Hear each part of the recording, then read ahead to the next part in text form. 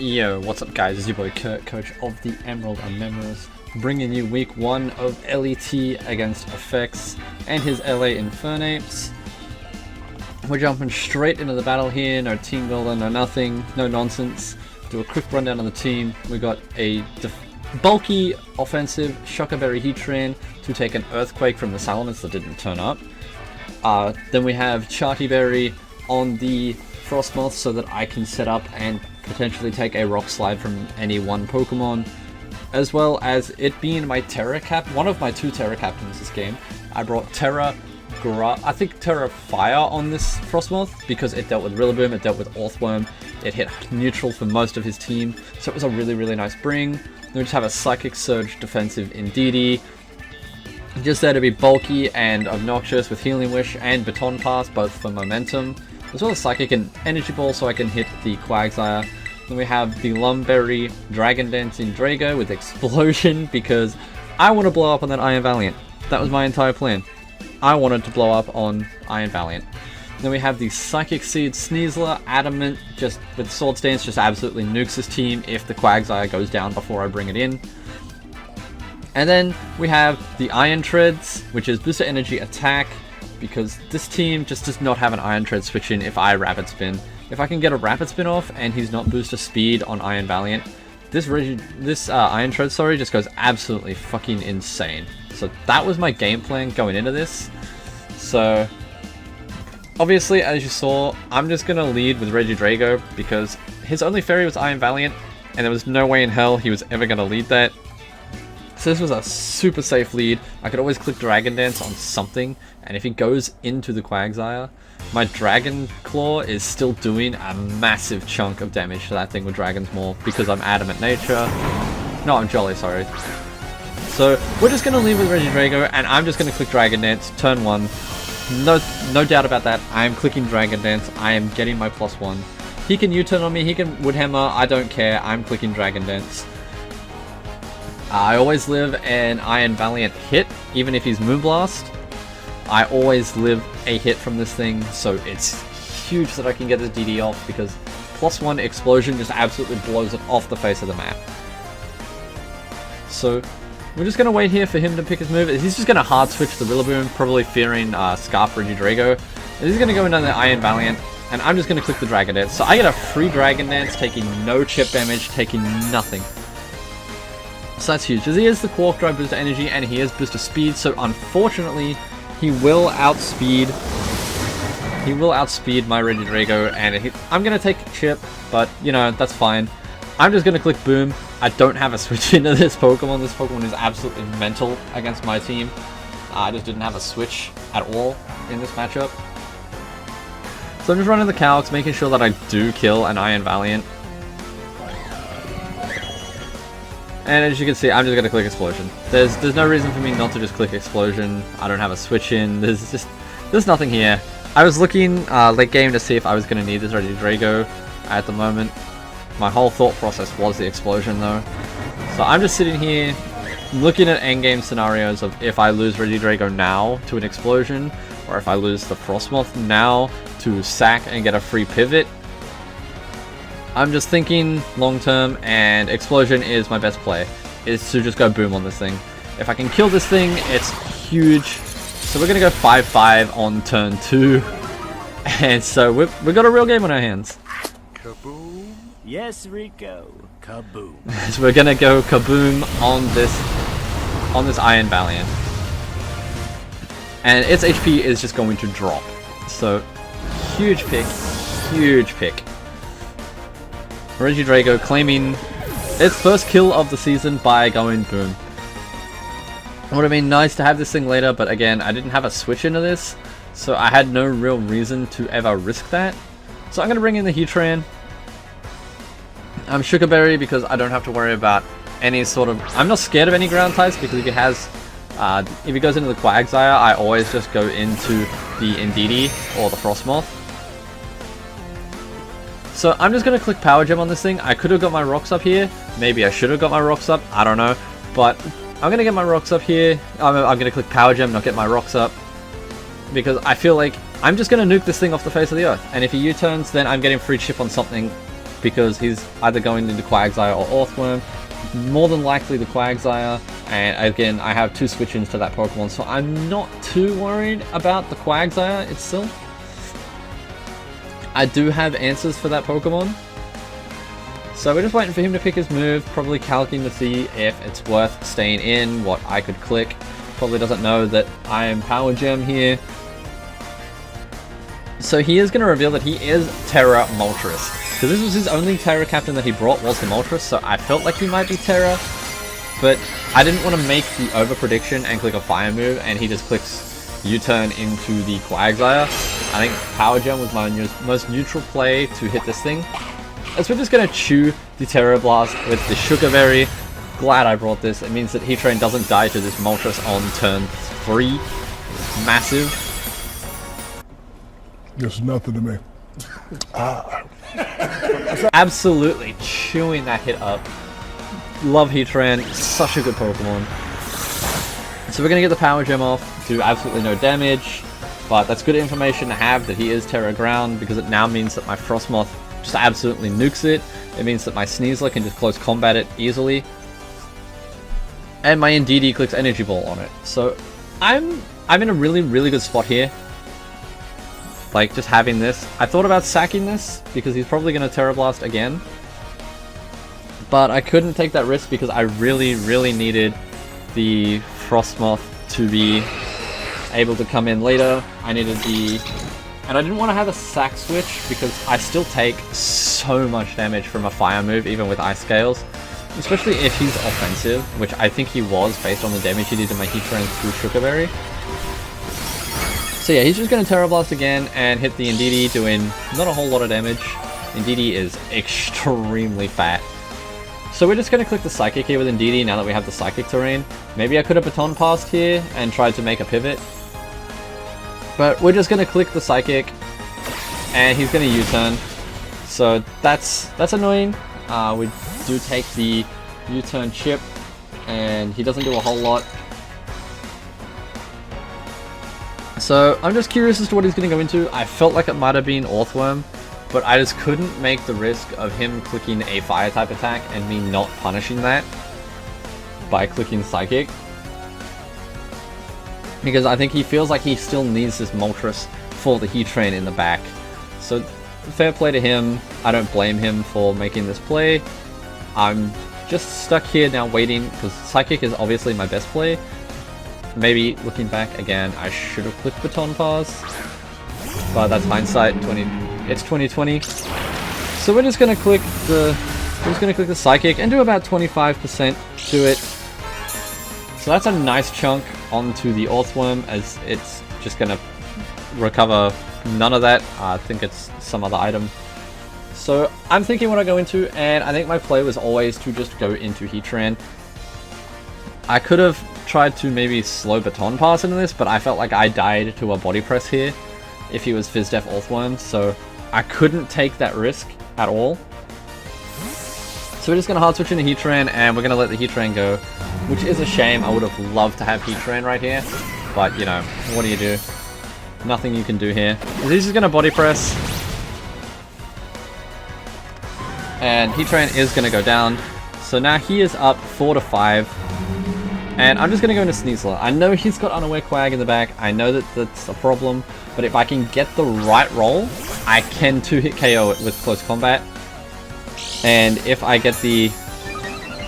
And because of my defense boost, I'm going to chew any one hit from Earthworm, from the Rillaboom, and potentially from the Ampharos, because Close Combat just kind of nukes it into the ground, as well as Dire Claw. So I think I'm just going to go for the Swords Dance here. It's my best play. He's obviously going to pivot. He needs this thing. So I'm just going to click the Swords Dance. I have no reason not to click the Swords Dance, as he's going to switch the Earthworm, and he's going to go back into the Moltres, which is huge for me because I can kill this thing now at +2 since it doesn't have the flying typing. I had Night Slash for the Goldengo that didn't come, so maybe if I had Substitute here or something, I could have been fine. But I needed to prep for the Goldengo, otherwise I was hard-walled by Goldengo. So I'm just going to click Close Combat, I thought about Terra Darking this turn, but I didn't want to reveal my Terra just in case.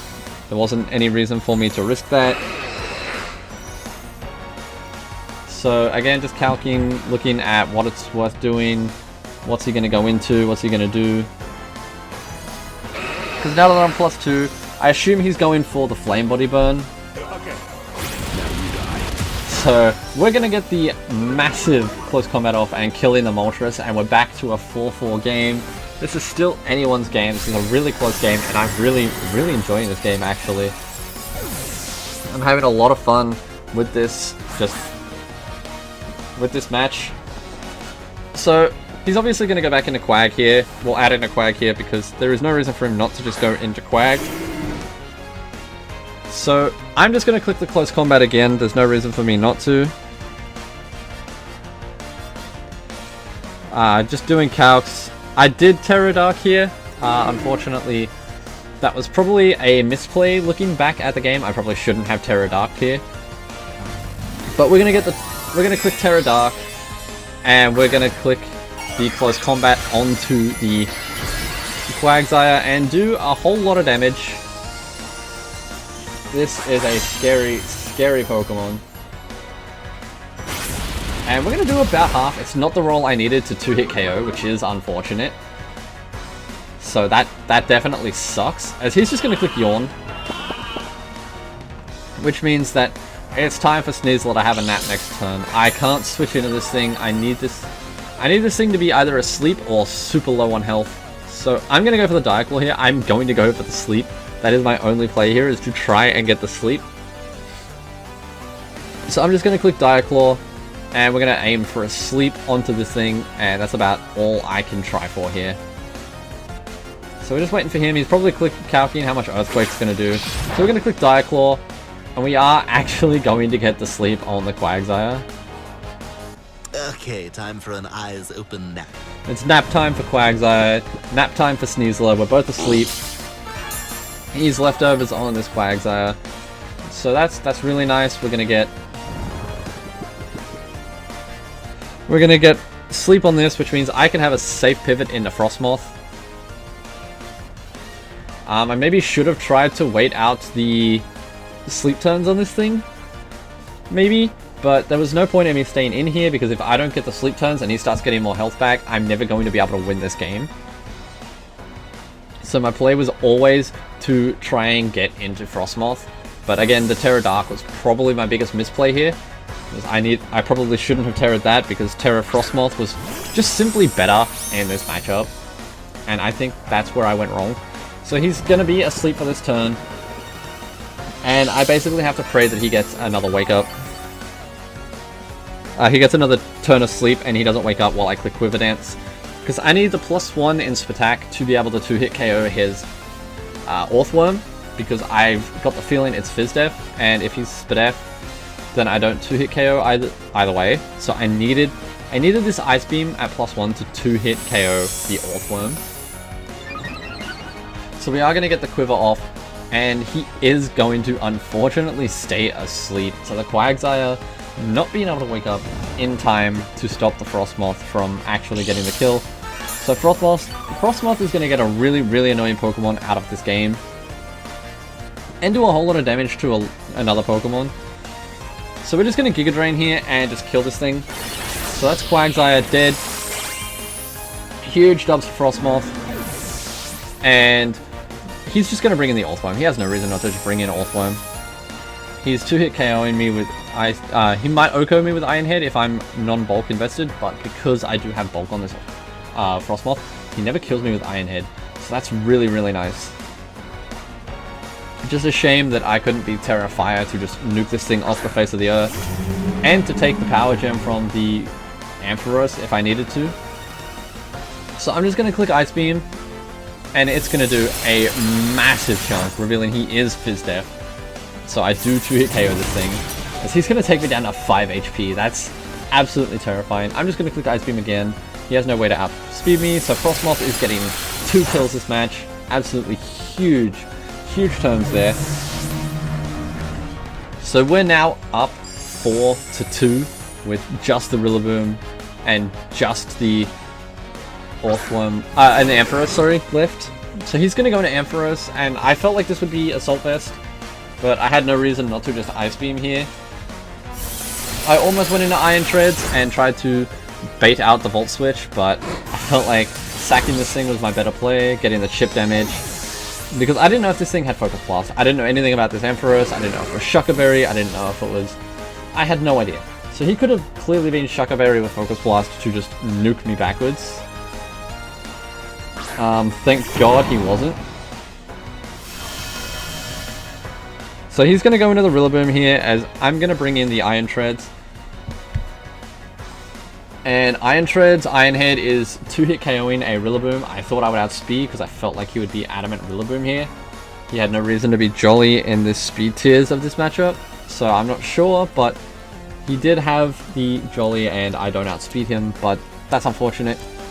But my thought process was I would be outspeeding the Rillaboom with my Iron Treads, and I would be able to 2-hit KO it with Iron Head, and he could never 2-hit KO me without clicking Wood Hammer. And by that point he would be dead by Recoil. So we're going to go into the Iron Treads.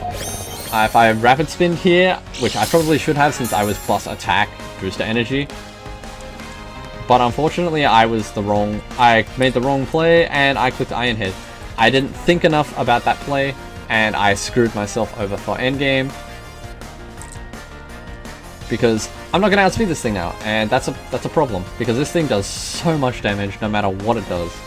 Like, Rillaboom is just such a strong Pokemon that I probably should have clicked Rapid Spin here. I probably should have played it safe and Rapid Spin because I wasn't creeping the Jolly Rillaboom. If I was creeping Jolly Boom, maybe I could have clicked Iron Head and got away with it. But either way, we're just going to click the Iron Head as we're just waiting to see what he goes for. Rillaboom is still an absolute threat to my team. I'm really scared of what this thing's going to do. And honestly, just terrified. So he's just going to hard switch it, actually. So I was really worried. And he's just going to go into the Ampharos, as I'm going to click Iron Head and do a massive chunk of damage. That's still a lot of damage. This is why I should have Rapid Spinned. Rapid Spin would have been absolutely huge. So I'm just doing a quick calc to see how much my Earthquake is doing in terrain, and whether I need to Rapid Spin or Stone Edge. But Earthquake kills this thing in terrain because this thing has paper thin defenses. So we're going to EQ here. And now it's a 1v3 situation with Rillaboom versus the world. So Iron Treads got its first kill of the season, as he's just going to bring back out the Rillaboom. And I thought I outsped at this point. I really did think I outsped here.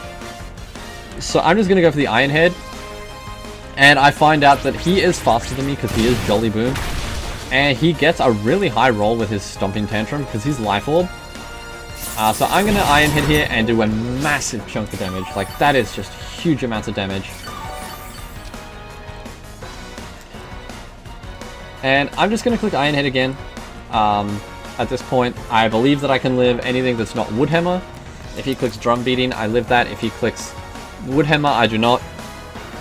In terrain. I also live another Stomping Tantrum from this range. So I just clicked Iron Head thinking that I'm going to live here. Because he hasn't revealed anything but Stomping Tantrum. He's not clicked a single other move this match.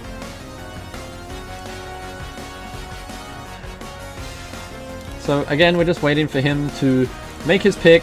He's taken a long time to think, and I don't blame him. He's probably running his own calcs. So he's going to Wood Hammer here, and I think this was still a roll, but he gets the crit anyway, which absolutely sucks, because I think that crit mattered, and I maybe could have won if I didn't get crit. So he's going to take a lot from Recoil and Life Orb. He is right on the verge of death. He's just going to go out of Life Orb range with the Grassy Terrain recovery. So I'm going to go into the Indeedee because he doesn't have terrain and I feel like I can live this now. I have no reason to be scared of this Rillaboom now. I still think that I can live this. And I want to get a Healing Wish into Sneasler because if I can get the Healing Wish into Sneasler, then I can win this game quite easily if I can Healing Wish. So I'm just going to click the Healing Wish really quickly. I need this Healing Wish off if I want any chance to win this game with Sneasler. He is going to go for the drum beating, and he is just going to get the roll again. So he got rolls and crits that he really needed, which sucks, but that's the way a Pokemon goes. Nothing we can do there. As he is going to be right on the verge of death. As we're just going to bring out Sneasler, so unfortunately I'm going to be not able to attack this turn. And I do not resist his Woodhammer anymore, which again was a misplay by Terradarkine earlier. If I had the Frostmoth here at this point, I could have had a lot different game. I'm just going to click Diaclaw because there's nothing I can do. I'm asleep. I haven't wasted a sleep turn or anything. As he's going to outspeed me and just Woodhammer, and he is going to get the highest roll he needs. And Sneasler is going to go down, and he is going to die to the recoil. So we're going to lose this game purely because Sneasler dies first. But we are going to lose this game 0-0. Not losing any diff is absolutely massive to start this league off. Even though we started on a loss, we lost no diff. So GG to Effects. He played that really well. And he positioned himself for a really nice Rillaboom endgame. I did definitely misplay and misprep a little bit, but that's something I'll work on to play week 2 against Lordzy and the Philadelphia Phantoms. Till then, I will see you next week.